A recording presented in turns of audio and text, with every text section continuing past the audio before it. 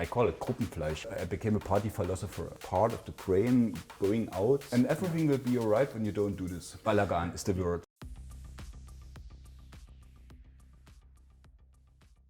Rico, hi. Hello, Sergey. And welcome to iNetworker channel. And actually, so we are in one of the places you are very connected to here in Berlin. We are recording at Craig Belmar in RAW, R-A-W location, so here in Berlin, very famous one. So why specifically this place? No, beside that I'm in charge of the light, so doing the light installation here, it's also a friend's place. So it's like, for me it's part of my work, so to do light installations in this area and especially in this place here. But this is a place that kept like the energy of the 90s. So this is how I would explain it. Mm-hmm.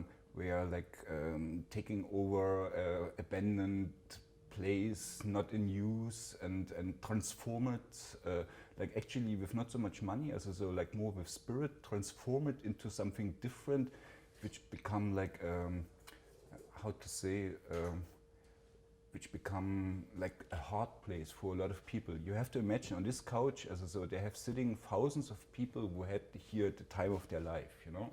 This is like one of these places. So on this couch, so I guess like at least hundreds of people met first time, became best friends, maybe even made childs together, or you know, this is like the energy of this room, and this is like what I really appreciate, so where I'm really proud of to be part of creating the circumstances, you know. So like Berlin is, maybe it's the only thing Berlin is famous for right now all over the world, the nightlife. Also like making people from all over the world to make them, like, I call it Gruppenfleisch. It's like a German word, so like to become group meat. Yeah, exactly. So like, so it doesn't matter what's your job or how much money you have or how famous you are. Like in these circumstances, we are equal, and this is what we are looking for. And in general, this is a great thing about Berlin. Yeah. So just what you are talking about, that you can't recognize so whether the person you are sitting next to is a millionaire or just a student or whoever. Yeah. So that's really great, and in this sense, yeah. So. The sofa or the couch is connecting us. Even Elon Musk is talking about this, you know. So when he started, so I guess it have to do with this spirit of Berlin, that he set up his new factory for cars next to Berlin, and I think he even put a club, or he wanted to put a club in it. So this is like a spirit, so that works with everybody. And I'm still fascinated, so because myself, you grow older and you think, oh, it's not like I experienced it when I was like back in the days, but it's still working. So I still meet people even while the pandemic was going on, like people from 20-something years old, people from all over the world still came to Berlin and had the time of their life. So and it's like fascinating. What is it? So in my perception, so Berlin has changed a lot. So since the 90s or since the beginning of 2000s, yeah, and it has been gentrificating immensely. You know, even this area, so around Warschauer Straße, Berlin East station, and so on and so forth. So is it kind of the last oasis which remained here in Berlin, or you do not think so? I thought for a long time that it is like, because all of this old spirit is like got gentrified away, but it's not. So it's like still there, this special spirit. And I think it have to do with the DNA, with the idea of the city. So like the city was, the idea of the city was created by like Frederick the Great, like this Prussian king. Yeah. And I make like, sometimes I make a joke out of it. I try to imagine this talks between Voltaire, he was like the philosopher who talked to Frédéric de Crête, and Frédéric de Crête was sitting there. Why is France so big? What's the story about it? And then Voltaire was Paris. And Frédéric, you mean because the French have a capital, they become such a strong nation? This means we need a German capital. Voltaire, yes. And then they took 100 years to plan the city. So they did actually nothing. So like just planning, so how it will look like. And then after 100 years, they started to build it. They started with meliorate the city. So like they changed the water level, and then this was important. They built channels and stuff like this. This was important, like for building the city. Like the whole transport thing was like done through the waterways. And then they started to build the streets, and then they put like actually churches and schools there, and everything was empty. And then they took another 100 years like to build the houses. And like the whole idea of Berlin is like becoming the German Paris, like to create. But it's not like just German, it's like a real metropolis. It's like for the whole world. Yeah, and in general also Potsdam, a kind of Versailles. Yeah. Right. So, okay. I'm very much fascinated about what you're doing in the terms of light performances, light installations. So, but as far as we are talking about politics, so we touched upon this topic. So, I think this place, Craig Belmer, is also famous that the Bergpartei has a seat here or a resident here. Yes. So, just what is this party about? Like Bergpartei, it's like an anarchist artist party. So it's like one of my, I wouldn't call it my project. So it's like a gathering of people who actually are a little bit disappointed of politics. Like most of the people who work with Bergpartei was engaged before with other parties, and then became like kind of disappointed about it, how reality of politics works out, and then you end up with Bergpartei. Like Bergpartei is an artist party. So in the core, it's about like making better advertisements. Because like when you are a party, so you get rights. And for example, that you can hang posters in the streets, like on public street lamps, and the police even have to protect them. Yeah, and in general, so when I take a look at the advertisements of political parties here in Berlin or in Germany in general, so they're so boring, ugly, boring, and so on and so forth. Yeah, and the posters of Bergpartei are really something. You know? Yeah, because they are handmade. So this is like the core idea. So like to create better, like to go with artistic things with a political meaning into the public space and like start to talk, like to start to communicate with the general public. It's not about winning election or even not about like making members of parliaments. It's about like to create a kind of communication between people who wouldn't normally talk to each other, and like giving them a platform. This is the thing, and here in Craig Belmer, the thing is, we find it, you need when you go like through an election cycle. It's an interesting topic. When you go through, you need some money.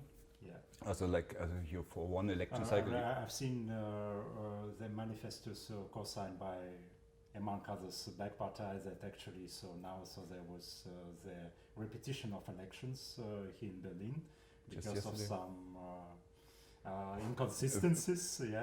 Typical Berlin inconsistencies. Yeah, exactly. So, and then you also wrote there that actually it is not that convenient for the smaller parties, so that actually the smaller parties can't afford to run their campaign in full, so every second year or something like this. So have you heard back from the Berlin Senate or regarding this address? let's say, also like Bergpartei in the beginning, also they didn't like us or like our idea at all. So like and by the years they saw like that we went through again and again through this process. So you have to follow some rules, and actually you have to collect signatures of people. So it's like very official thing. But when you have done it, you get these rights, and when you have done it a couple of times, you start to get respect. So because they know it's not so easy. So they see like a lot of people try to do this, and it will collapse. And we are constantly in this cycle since 2006. So it was like the first year when we started to do this. And after a while, like that's a big topic. After a while, they start to respect you just because you play along. And they don't interfere with you. And then this is like the biggest political success of the Bergpartei was like when we first time applied to be a party in this thing, and we collected all the signatures that you needed, but nevertheless they didn't allow us to participate in the election. Because this was like the German law, the parties which are in the parliament, there's like Wahlausschuss, they look at you, and then they judge your ernsthafte politische Absicht, that you are real in your political thing. And like the members of parliament said, no, they are just artistic. No, this is not real, and we don't want. But I think you are also, as a party, so the natural enemies of the system, you know. So if it is an anarchist party, so then you're also against the state and against these structures, you know, and that's why. Yeah, and we take their food, you know. So like because they get like money for every vote. So you get money when you're in this election thing. So you can get money for every vote, but you have to have at least, I think, 1.5% of the votes. And then you get, I forgot how much it is. And you are in a competition with them. So for money, you know. So this is like, this is kind of business. And they rejected us. And they don't have to explain themselves. And then we went to court, about this, mit Widerspruch. And this is like a complaint with the OSZE. With this is a supernatural European Commission for these things. We complained about this, and they said, "You're right. This is not right." And this is like our biggest success. When we tried first time, I think there was like 14 or 15 parties allowed, and last time it was 50. Oh, great! So because of this change, we really are into this thing. So we don't believe like in parties who cover everything. So we think there is a value. So they have a party like even a one-topic party. So there's now parties for animals and for renters of flats and for everything, feminist party. I think they have this tradition, for example, in the Netherlands or in Scandinavia, you know, so just it was not that common thing in Germany. Exactly. So like, let's say, our work helped us to make us a little bit more Scandinavian. Like in Scandinavia, it's like normal to have coalitions of 6-7 parties. Yeah. So like that they come together and form a government, and obviously it's becoming like that in Germany as well. So like that they have to align each other and like overlap, because people don't want to have this all-in-one package obviously not anymore. I think this is the way how modern Western democracy, with all their faults, should develop. Because when you go to election, you give your vote, and then it's like kind of there's no responsibility left. There are like organizations far away, and they don't, and we think that smaller parties are much closer to their voters, and like it's like to just lower these barriers between politicians and people, citizens. But I know. So you are not interested in the numbers, as you said. But still, do you know the numbers from the recent elections? So. Yeah, actually, we got 911 votes in Berlin. Also it's not much. Also, but it's still around 0.4 or 0.5. For Friedrichshain-Kreuzberg. Yeah, it used to be more. So like it used to be like 20,000. When we started, it's got less and less. This is like a conversation you have like with potential voters. Often they say, "Oh, we like what you do, but I'm a little bit scared to throw away my vote. So my vote is like not very valuable, and I don't want to throw it away." Like in the end, so we from the beginning decided for ourselves this is not the point to come to, because you only can be successful when you have a celebrity. So but you are a celebrity. You even have a Wikipedia page, you know. Yeah, no, I'm not a celebrity. Also not in that level. So this is like people vote for somebody who think they know. So you have. So they would have voted for Bakunin, or I don't know. Bakunin. If talking about anarchy. Yeah. No. Also Germans are not. In general, are not very anarchistic. So like in their soul, so like they like it organized, but they like it so that we exist. So like to live in a society with more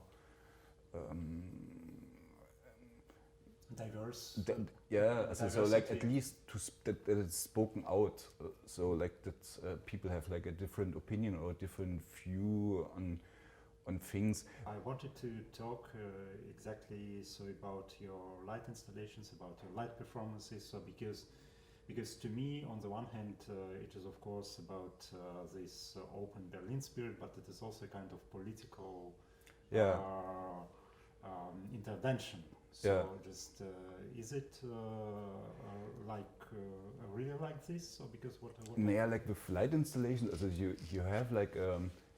When you do light installation, you have a tool that talks directly to the brain.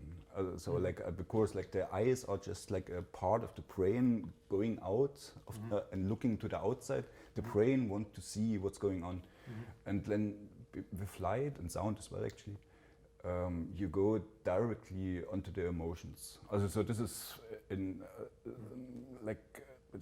the people don't know why they like a good light. So they just know it, and. This is the power of it. So in the next step, there comes some. If you create like a nice atmosphere, like the topics will follow. I wouldn't start like with a meaning, just to create like a nice atmosphere, so that like. It's actually like to lower the distances between people. So when you are in a place, you have a nice light installation, people start to talk to each other, and like the natural boundaries are going away. So like the people start to communicate wouldn't normally. Going that close to each other. This is like the important thing. And then on the other hand, we are living like it's like we have a climate. Like the technology to create light is so developed. So we are like this is like we can do things now we couldn't do 10 years ago. And I think you also contributed to this open source technology. This is one point. Another point is like just like I work with projectors, but it's true for all kind of light. The technology developed that far that you don't. The machines became like a quarter of this size and became double the brightness and having more pixels, and the computer that you connect to it became that small and also not so expensive anymore. So you have to use it. It's the time to do it. So because you don't need like a big trail of things. So you can just do it. So you can go to a rental place and rent it and just do it. Yeah. So not so many people have concerns about the development of these AI technologies. So is it a threat to your work, to your profession, or you don't think so? I don't. I had a chat with ChatGPT just recently. Didn't pass my personal Turing test. So you feel when you talk that you talk with a machine, and it's actually the machine is also open about that it's a machine. So it's excusing itself all the time. It's just a machine. There's a lot of chat about will they take, but a light installation. I don't think that a machine. So I can't. Like what I do. So like a light installation. It's like there's so much steps connected. So it's like engineering work. So you need to know your machines and how you create a content, and you have to set up so many things. I don't think it's a tool. Also like they say, it can help you to enhance your performance, but this whole discussion about AI, it's like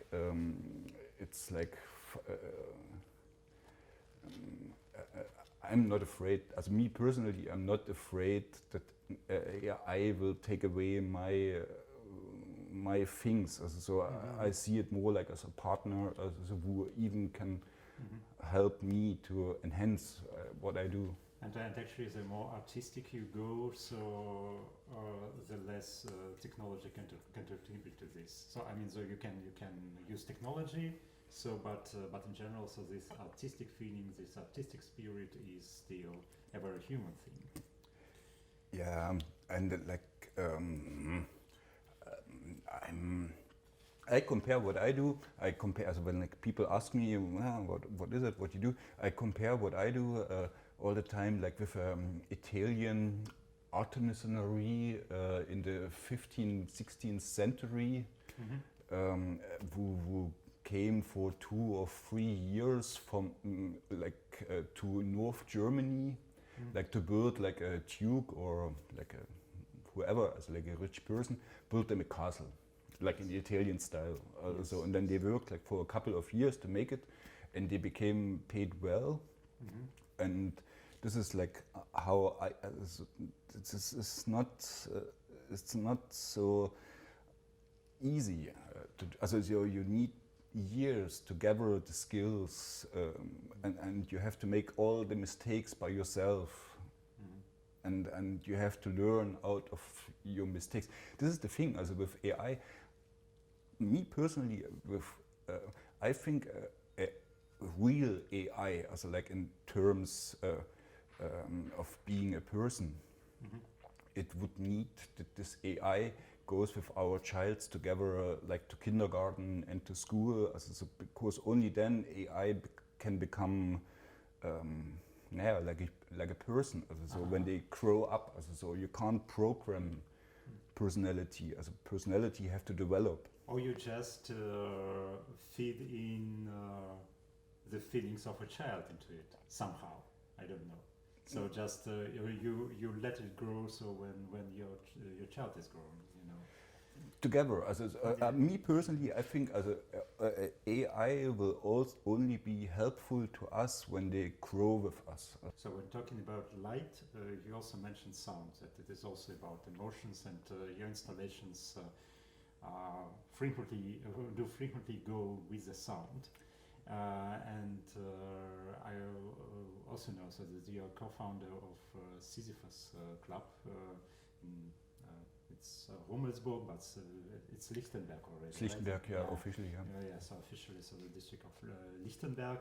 So and but what I'm fascinated about that club is that you can party for 3 days or even a week there. So and I know that you went through this process also. I even lived there for a couple of years. Yeah, I mean, Sisyphos was such an experience because when we started, like it was an abandoned, fucked up building with a collapsed roof, and we just started to make parties there, and like like the guys who did it, like they was like hunted by police, didn't had any money at all. No future, and we just came together as a group of people, collaborated, and like it was like happened in front of my eyes that you start with nothing, and like let's say 5 years later you are the techno king, and this is like a thing in Berlin. Also so like this is like maybe when you talk that I'm famous, also so I'm a techno celebrity. Also so like in certain fields, like people know you. It's like very fascinating. Also so to do something popular. Because when people start, you don't know. Also they start to talk with you in the S-Bahn, like they approach great. you and like, I have seen you. And it's Like like you believed in Sisyphos, and then you were DJing there and so on. yeah, doing deleit, and this is kind of fascinating. Also I think only possible in Berlin. So because here it does have this value. So for the people, so they really. Actually, the thing works all over the world. Also, I learned there something, and with this knowledge, afterwards I went to Russia or like all over the world actually, and you can recreate the same spirit, and it works exactly the same. Also, so it's like not a Berlin thing in that sense. Also, so that what you find out about party and like creating this equal space, it works actually everywhere, and actually it works better somewhere else, because somewhere else people are they are fed like just commercial things, also, so and they know exactly it's just about like to get your money and make you drink and whatever, and when you give them like the spirit, also, so give them the foundation of the spirit they created by themselves. Yeah. So, but how does it feel like to live in a club or to be there? So how is it possible to party for 3 days or for a week, or so just like? No, the thing is, you don't plan to party for 3 days. Of course. So you go there and then you think so you will do it for 3 hours and then you will go home, but then it's like time disappears and then you meet somebody, so you fall asleep when you are bored. This is what I learned. So, and as long you are not bored, you are not fall asleep. So then finally, so you after 3 days you have still find energy inside of yourself, and like this is fascinating. So I can second you. So I haven't partied for 3 days or for a week. So but at least so for maybe 16 hours or something like this, and it was near St. Petersburg in Kronstadt, and that was a big trance festival, so trance music festival, and someone. So I was about at the brink to fall asleep, but then infected mushroom started playing, so, and it was not possible not to start moving. Because you get energy, you get energy through the ears and through the eyes. So like it's like sleeping, but it's different. So you're getting something. Everything have a limit, but as long you take care of your body, like drink enough and eat enough and rest your muscles, so you will be surprised how much capability you have. And I became a party philosopher. So like when you stand there on the light desk and you play like with the faders, and you get energy from it. So it's like and then you also get energy. Actually, so we are getting older, yeah. So but you also get energy from these young people, yeah. Of course. Yeah. No, like that's what I also. No, and in the end, this is like what I find out as a party philosopher is when you do party, you are actually in the church business. So this is like, what does church or Christian churches do? So on Sundays, like people wear their best clothes and come together to a place, and there is light and some music, and then after the mass you go out and love everybody. So you become equal. So this is like, it's the same business, like to taking all the sorrow and thoughts of the people and talk about it and transform it and giving it back, and then you resurrect or lift the people. So it's really work. It's the same. So I understand why religions became so successful.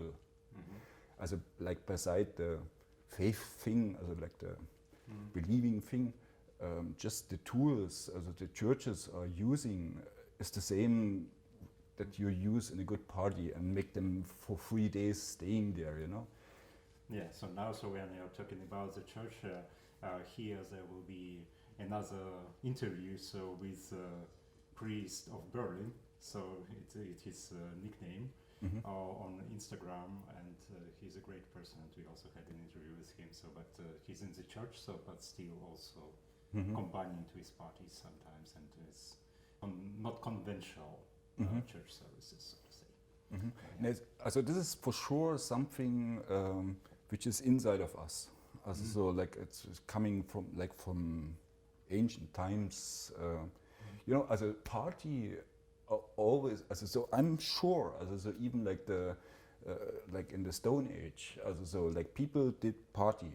So they like twice a year they gathered, made a festival, met there. It's like even before technology.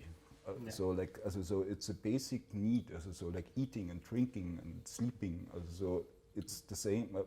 Partying is like the same, coming from our ancestry. I even believe that animals do it. So like when like thousands of crows meet somewhere on a tree. Actually, I think they do party. And talking about going to other places and also to bring in this Berlin spirit, which is not necessarily Berlin spirit as far as you say that actually, so it works everywhere. So if you have the approach, I know that you very much like Israel, and you go there regularly. So just what fascinates you about the country or about the people there? For sure, the mix of people. Like Israel. Like first of all, is the mix of the Jewish and the Arabs who live there, and then the Jewish themselves. They are so. I love variety, you know. And you can, in the Jewish people, you can find so much variety. This itself gives like a lot of energy, like to their culture. And this is for sure, and they have like a easy, this is a long, in the beginning I was interested as a German, like to go into this Jewish thing, so to find some, because it's changed, but you don't meet Jews like in normal life in Germany, or like at least like let's say 20 years ago it wasn't like that. It's not like you read it in books, you know. Me personally, I'm convinced. So it's even Theodor Herzl is saying this. The Germans and Jews are actually the best friends. And then this is like how he finished his book, Alt Neuland, Tel Aviv, like the beginning of the Zionist movement, let's say. And the book finishes with the words, Jews and Germans are the best friends. And I was like interested as a German, and then I find out it have nothing to do with German and Jewish. I think the trick is like to get along with Israelis is like not to talk about their political issues. So not to go there and tell them, you have to do that and you have to do that, and then you will have peace. No, they tried already everything. So if you ever be there and have like the yeah, to tell them how they have to do it, suck it down because. So, but this is a very German thing. I mean, Yeah, it's so a very just, German thing to go somewhere and tell, okay, yeah. so now you do this, yeah. and everything's going to be all right. And everything will be all right when you don't do this. Yeah. So like, when you just go there, appreciate and find. So this is like, and then what I find out after is they are the best. Actually, the Russians and the Jews, so they are kind of similar, or like they have like a lot of like in fact they have a lot of in common because like a lot of Russians are in Israel, but they are the best friends you can have. So when you once like came to this friendship level, and you don't make anything wrong, they will be your friends forever. And this is like something I really appreciate. So like to find that kind of people. So you don't have to feed with something. So just when you achieve this level of respect for each other, it will stay forever. So this is something I really. So I didn't know like in that sense before. This is like one thing. The another thing is in Israel. Israel is like fucked up. So in terms of infrastructure and how because so nobody really believes in future there. So they look like 2 years ahead. Oh, interesting. Because the Arabs with their knife in the mouth can come every minute. So they don't think in long term. Yeah, and then Arabs can't think in long term. Yeah, So yeah. Because at some moment, so this is chaos. Balagan. Balagan is the word. So it's like the pre-modal chaos that exists, and like and it's about to handle this balagan. On one hand, you have this chaos, this balagan.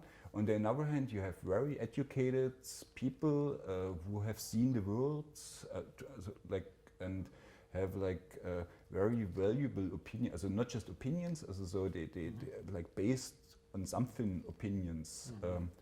This is so like an interesting mixture of when you do their light installation, it's like because these people have been to New York or wherever, so they know what's going on. So you are kind of under pressure. So when you want to present there something and want to impress, you have to do it well. So you can't just like throw there something. So then the people will react. And this is like very motivating. Yeah. Okay. This. Interesting. Yeah.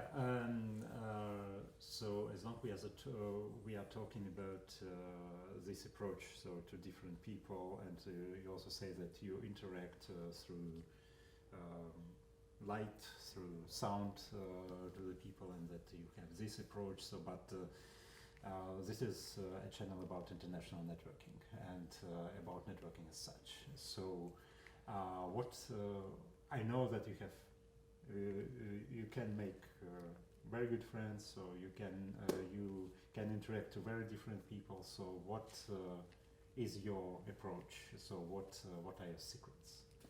The secret is you have to do what you say. So like when you, so I try not to disappoint people. So I really, and when I promise to do something, I really try to fulfill what I promised. And I think this is the base of everything. So that people, and you know, when you do this, so you earn trust. And trust is like kind of the most valuable thing, especially for networking. So and when people, everybody of us got disappointed from somebody, but when you achieve trust with somebody, so you should achieve trust with somebody, and then don't make dirty games. So after you achieve this trust, you shouldn't try to exploit it. I think this is the basic thing. The basic thing, so that you don't play dirty games or selfish games with it. Yeah, and then like the another thing is, you shouldn't, when you come as an outsider to a society, you should respect that the people you met there and everything is crazy and you are interesting because you are a foreigner thing. You shouldn't exploit this. Like to be so how you call it a kind of to have this humility or something. Now you have a responsibility, so also for the soul of other people. I'm especially talking about the personal level. So you should, if you got the respect, so you should do everything to keep this respect alive, and like not just like take something and run away. And so this is not the way how it works. Even if we know that in some cultures it is a common thing to also have some games behind your back, you know. Of course. Yeah. So, but still, you shouldn't fall for this. Yeah? No, you shouldn't fall for this. This is because you are just a guest, and if you are really want to be with these people, you should walk in their shoes.